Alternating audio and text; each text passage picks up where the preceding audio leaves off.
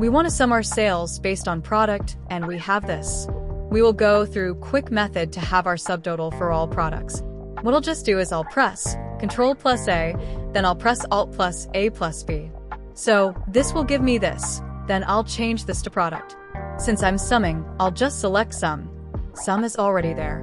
Then I'll select sum of amount. Then this 2 here is already clicked, and I'll click OK. I can see that I have my subtotal. This is my total for deep freezer. This is the grand total. This is my total for inverter. This is my total for smartphone. So what I'll just do, I want to confirm if smartphone is this total. I can just select all the smartphones. So we can see that it's 2.33 M, and which is this. So same for other product.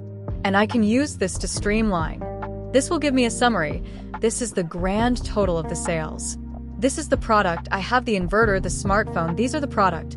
And this one will show me everything with the subtotal based on product, the total based on product for me. So that's how to go about that. Instead of doing it one after the other, this is the fastest way to go about it.